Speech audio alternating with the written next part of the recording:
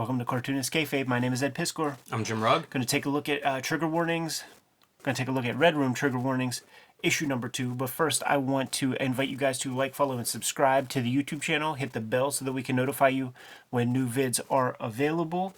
And that helps mitigate the kayfabe effect, which is whenever we talk about a comic book in a video that we post early in the morning, by early or mid-afternoon, the comics that we talk about are usually sold out or prohibitively expensive if you can find them online at all. So the people who get those videos earlier get first dibs on getting their hands on these comics. And I invite you guys to also watch these videos to the end, because that boosts our standing in the YouTube algorithm, pushes our content out to other comic book loving YouTube viewers, and that in turn helps us to build our audience further. We recently hit over 60,000 subscribers, but we are on the race to hit 600,000 subs, and we're only 10% of the way to get there, man. So we need your help to do that, and we appreciate all of your patronage up to this point. Jimmy finally got some comps for Red Room Trigger Warnings number 2. Thought it would be fun to go through this thing and speak a little bit about the ins and outs of putting this comic together. Started off with this front cover. Wanted to go a little bit more subdued, man. I always like that stuff that Michael Cho would do, where he'd let the color of a character's costume bleed into the background with the same color value. Wanted to do my version of that. I like that there's a gradient. It'd be easy to do a flat orange for a background. That gradient gives it a little bit of dimensionality. Yeah, I'm gonna give shouts to Justin over at Fantagraphics for that part of it, man, because I did just have a flat one, and then he gussied it up a touch. It's nice. It gives a little bit of red, a reddish behind the logo. Yeah. There's the various covers that are available for this issue. Got the Jim Rugg Peanuts paperback cover. The Steve McNiven, he sent me the OG artwork to that one. I should have had that here to show off, man. And then some of the retail incentive variants, man. John Gallagher has done a variant cover for almost every issue, and they're all hardcore. Yeah, I was looking at that in the layout there. It's pretty disturbing. Jumping right into the story, man. Our guys are dead. I wanted to do one of those stories, man, where you tell it backward or whatever, man. Our guys show up dead on page 1, hanging from the rafters. These are some kayfabe-ass John Byrne sewer Wolverine Dark Phoenix Saga fucking ductworks, man. Pulled that stuff from him when I was doing X-Men Grand Design and really looking at his comics closely with Terry Austin on the inks. And all you do, you grit it off. You don't even got to pencil it, dude. Just go straight in there with your microns or whatever and start layering shapes. Yeah, it's nice. I like the spot color, too. I feel like that's a really good idea to add to the black and white. To add to the visual vocabulary. I feel like that's a good choice. Yeah, I have to print these comics in CMYK because I don't want pure white for the paper. I want this little yellow value. So that's an option. I could play with color. In the first issue, I had a colored tier up top. And the Sin Cities with the spot color, always sexy to me. So let's do a spot color with 2 colors. It's also a good way to present these characters, trying to make these characters pop and be unique, and personalities and all these different elements you want in a good character design. That color is really helpful. It makes those masks iconic. So they left behind a suicide note. So the very first panels of every page just continues the suicide note. And one of the things, this past week I rewatched True Detective Season 1, the Matthew McConaughey or Woody Harrelson season. And I pulled several pieces of inspiration from that series for Red Room. One piece that I swiped was the idea of accumulating your victims by way of natural disasters. So they were talking about floods and stuff, missing persons and things. So that was issue 2 of the first round of Red Room that I had that kind of story. And I believe it's episode 3 or 4 of True Detective, where there's a part where they have Woody Harrelson and Matthew McConaughey in present day sequestered away from one another, and they're recalling a series of events that happened that sort of led to their kind of fame. They got a lot of props for cracking this one case, and it required a gunfight and the murder of a couple suspects, but they were able to find some human trafficked little kids. And when they're in the present day talking about the situation, the words are transposed over top of the visuals of that moment from the past. And it does not line up. It's unreliable narrator, where the stuff they're saying present day is not corresponding with what you're seeing. And that's what I wanted. That was in my mind with this part, man, the suicide note, because very often what you will be reading doesn't jive with the imagery on the page, and that's very sort of calculated. That feels like a contemporary type of storytelling. Yeah. Yeah, like almost nothing that's recreation. Even documentaries, like there's just so much stuff that's unknowable. So you watch it in that format, and you give it this credence that maybe we shouldn't. Right. Yeah. Totally. Yeah. Like it's gospel. I remember finding unreliable narrators, like just in my own reading or watching things, and like what a revelation that is. Totally. It's a great storytelling mechanism. Confederacy of dunces. Like that's blows your mind first time checking that stuff out. So we established the Pumpkins on the first page. And now we have our tandem, boy and girl, Richie Corbeau and Jan Strand, painting some freight trains with pumpkins to begin, man, to imply that, yes, these are the Pumpkins. Yeah, it looks good. And I always like comics that have like reference to past comics. I feel like there's some hip-hop family tree with the graffiti on the side of a train there. It's kind of cool to think of that happening like concurrently, but in a different location. Cartoonist Kayfabe is brought to you by the comic books that we make in stores right now. Red Room Trigger Warnings, issue 1, 2, and 3 are on the stands. Murder on the Dark Web for Fun and Profit. Every issue completely self-contained. And you could grab the Antisocial Network trade paperback, which was 2021's season of Red Room Comics. Jimmy produced Hulk, Grand Design, Monster, and Madness, both in stores right now, where he's taking the entirety of the Incredible Hulk storyline, distilling it down into two 40-page comics, giving you the entire history, 60 years worth of Incredible Hulk comics in one handy package. Get them while they're hot. While we're done paying the bills, let's get back to this video. Because I'm a child of the 90s, man, I sort of modeled the couple off of Chloe Sevigny and Justin Pierce from the flick Kids. I'm retconning that relationship that they had from that flick, man, and making them a loving couple. Implications of her being pregnant, man, but it's not really spelled out, though obviously you will see the birth of a boy a little bit later. This is always, like, as a kid I painted graffiti and was never very good or anything like that, nothing to speak of, definitely a toy, but one of my great fears was being in like a secluded area, painting something, hearing a rustling, witnessing a murder, and not being able to say or do anything, or just being still while something fucking terrible is going down. So put it down on a comic page. Never happened in real life, thankfully, but it's a horrifying moment that I'm able to include in my horror comic. Autobio. Yeah. And this fella is getting his ass beat because not only did he find this guy cheating on him with his wife, but his comic collection is missing. Because in the world of Red Room, the highest form of culture and the biggest form of pop entertainment is comic books. So as he's naming off names, man, Caliber Presents issue number 1, go check out that episode. New Mutants issue 98, go check out that episode of Cartoonist Kayfabe.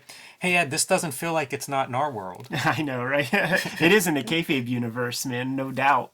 I do like to think that this is the kind of a guy that would slab his comics and shoot somebody over, upsetting them a little bit. But the consequence of these kids seeing this go down, seeing a murder happen, the girl kind of digs it, and this opens up a new realm of possibilities for their relationship, because they're Mickey and Mallory, man. The idea of this comic, like the Hoodie horror issue, is like a sub genre of horror that I discovered just while tracking stuff down to inspire myself for this comic. And I guess over there in Great Britain in the aughts and the early teens, they were really terrified of young teenagers and the things that kids would be getting into. So they had a bunch of flicks called Hoodie horror, which is essentially just that, man. It's little punk kids being assholes and doing bad things. see Eden Lake, one of my favorites, man. So this is the Hoodie horror episode, and I feel like that movie Kids it fits into that bracket because if you're not part of that crew, they're smacking you in the head with skateboards, and they're doing all kinds of crazy dirt. With that idea of kids in mind, I had to have like a little Harmony Korine, Gummo homage here, because now they witness this murder. He feels he could trust her with some more hardcore stuff, knowing that she's not a wuss when it comes to blood and guts and things like this, man. So he's mentioning to her this moment in the past where his brother got taken away, is in prison right now. There was allusions to his brother being in prison earlier, but the girl already knew. She Googled the guy's name, man. He's in prison for sharing and distributing Red Room videos to FBI agents. This part right here, man, like there's a certain demographic of Kayfaber that knows about this, man. When you had the Millennium Falcon toy, it's a smuggler ship, dude. And we didn't keep our money in piggy banks, dude. You just slide your dollars in the secret compartments in your Millennium Falcon. And that's precisely where the cops upset their whole house looking for whatever kind of contraband they could find. But as the boy's putting his stuff back together, man, he hears a little rattle in the Millennium Falcon. Out comes a couple USB drives, and the girlfriend is stoked, man. She wants to check out some Red Room tapes. That's a good little kid. Yeah. The shaking, like, drawing wise, I mean. The unreliable narrator stuff really starts to come into play here, where he talking about how good they are at their jobs and how good their family lives are and how they live in nice middle class dwellings. Another storytelling piece is the upward mobility of the couple, as you see them in like a trailer home to begin, and then like you'll see various elevations in their living situation. The boy's kind of not exactly a drug courier, but he picks up the money from the dealers who have sold their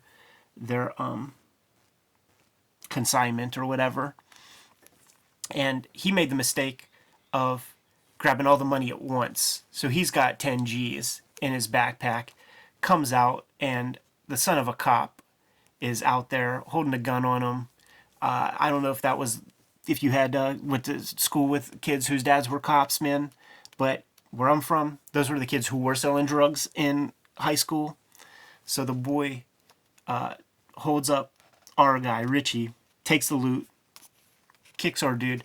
So we now have a villain. We have somebody that it's okay for us to dislike. There's the original dwelling of our married couple. See her looking at a maternity magazine or something, as he's in a jam because he's missing that 10 G's. We established the drug dealer's a crazy fuck on page 2, cutting dudes up for not providing the right money. So our dude is kind of freaked out. Where the hell am I going to find $10,000? It might as well be $10 million. And there was that scuffle with the comic collection on page 2 or 3. The girl's like, "Yo, remember that guy who shot that dude over comic books? That stuff must be worth something. Like, my uncle has a bunch of things." Fast forward, man, they sneak into... This reminds me a little bit of Akira. And I can't tell you exactly what it is, but I mean, I know from talking to you and looking at Akira, that's a thing. And I love this panel. This idea, this panel placement, even though he's breaking the panel, it's kind of an open panel, but there's also a panel, it's an inset within an open panel. Yeah, just trying to break things up a touch, man. Very effective. Yeah. I love this panel, too, with the being able to... This is Easter eggs, right, for comic book nerds? Yeah, totally, man. Got that Mobius painting, man, on that cover of Taboo. Yeah. A little James O'Barr statue, Tick toy, whole bunch of Star Wars toys. I knew people who had that Hulk Hogan pillow gimmick. And then, of course, the most valuable Nintendo tape in existence. The uncle has stadium events. At this time, I think went for about 10 G's. Now it's like 6 figures. And as they walk out, of course, it can't be that easy, right? That's not the hero's journey. They get confronted by the uncle. He doesn't quite know that it's them. But just in a moment of instinct, as he lashes out, grabs the girl. She drops the tape. She jams him in the face, man, with that mag light. And while the boyfriend is like concerned, like, yo, his brains are leaking everywhere, like, she's upset that the tape is fucked up. And then fast forward to them trying to figure out, like, what do we do now? Like, you just killed the guy. He's looking for ways to dispose of the body in sort of the old school ways, man. We got to throw this dude down a gully. We got to chop him up in a million pieces. We got to break his teeth out. But she's going sexy with it, looking for ways to melt him and and dispose of him that way, make him fully evaporate, disappear. And that leads her to go to those dark net websites that were established in earlier issues, and the discovery that Red Room tapes, Red Room videos are going for like over $10,000. They're like the NFTs, man, of these dark net websites, man. They're going for 10 G's. Love that truck, and this is so great. It reminds me so much of Gasoline Alley. I always associate that effect with Gasoline Alley, and you think of the content, it's a very funny juxtaposition. Yeah, the thought is like, it's a conversation piece, man, and like just break it up however you can. But then it's also the reveal of like the ghastly contents of the trailer of this truck. It's a good page layout. As she's talking about that Red Room stuff, we see this kind of like coal mine entrance or whatever that is, man. I was just referencing like weird buildings in the woods. It's a great shot of like the dark behind her head. Make the characters pop. Like since I'm not using color, I definitely use the gray tones to try to separate the shapes to bring some contrast, because I like to play with so many lines in my regular drawing. It could get muddy if I don't have some extra help. So here it is, man, the very first introduction of the Pumpkins. And they are not Red Room killers in the same way as all the other Red Room stuff. This is a copycat set of characters. It's snuff videos that they're in the business of. And the idea here is like they're taking that uncle and they're playing like they're killing him. He's dead already, but they're jabbing knives into him and ripping him to shreds. And their idea is they're going to sell that video. Our EC homage here. Totally. Dude, the Jack Davis callback. The week I drew this, we might have taken a look at like the EC Artist Edition Volume 1. I do have Volume 2. That'll be a future episode. I just sit at a blank piece of paper, Jim, and think about like, how can I gross myself out today? And the idea of like jabbing in like little M80s, but still having the eyeball in there and just kind of displacing it made me cringe. And also dislocating the jaw to fit as much dynamite in a mouth as you possibly could. Yeah, I try to explain how I see Red Room, because it's like you'll do something like this and then send me a text with it completely out of context, and it's just like, oh yeah, that's great. When you flip the page, you see her vomiting. And if it wasn't spelled out about the pregnancy stuff, like you could still imagine that maybe she was like a little uncomfortable with what they ended up doing. He's sitting there like watching the sort of eBay auction going on. And if you ever sold stuff on eBay, there is that moment where you're like, oh no, it's like the last hour and there hasn't been any movement on these items I'm trying to sell at all, because all the action happens in the last 10 seconds, last 30 seconds. And that's exactly what happens here. And they made some loot, man. They made some loot. Whatever 0.68 of a Bitcoin is. Or should I say 0.81? That's pretty cool too. It reminds me a lot of like the 80s and 90s convention of TV screens. Yeah. It's another way to share information, communicate info. Yeah, the phone is the Red Room version of the Dark Knight American flag TV screen. So they got a taste, man. They made some money. These are fuck up kids who live in a trailer and dropped out of school. They found a vocation. They found something that they're good at, and now they're kind of on the hunt. They just stop off for a second. He's got to take a leak behind the building, and it just so happens that there's a homeless fella. Love that the radio is ripped out of the truck. Yeah. Dashboard. Yeah, and just like maybe even hot wired. I wonder if people remember this. I used to have my buddy had an El Camino. It didn't even need a key to turn. Like the turn would turn without a key in the ignition. Good times. Here's the center spread. Our guys are alive. Gets his nipples cut off. Why not? There's your back cover image. Yeah, it's what you want to see blown up. I love showing this stuff to my pops, man, because he's always like, Why? What's the purpose? And of course, the answer is why not. No, the purpose is cold hard cash. I spent a day, dude, just trying to draw the perfect like dislocate. Like I wanted it to feel like that head is pushed back from where that jaw was. It's a good swing. Our girl's belly's blowing up. Yeah, I was gonna say it starts to get more disturbing. Our girl's belly's blowing up, man. Here they are reconvening, and we established this bad guy earlier. The girlfriend character is talking about how this dude was always trying to get her involved in like a threesome with he and his girlfriend. We get to see his girlfriend right there. And they have that kind of relationship together where he's like sticking his tongue out like in the dine at the Y fashion, and she's flicking him off. As they pass by, they make flippant comments to Jan, our main guy's girlfriend, as Richie sees the watches that were probably purchased with that $10,000 that the bad boy took from them. Cut back to their home, a better living situation, and Richie is watching a poker face video. See, this is that like what do you call it, man? This is like that acknowledgement that they're actually on the right track, man. When your heroes acknowledge your presence and maybe are even threatened by your presence. So established poker face is one of the main kind of Red Room stars. All you got to do is put that mask on a couple of your gimps, shoot them up, and for as far as anybody else knows, man, you just killed the Pumpkins. This also feels a lot like online culture. You know, Yeah, like it's pretty good for that piece. yeah, totally. It's like a rap diss tape.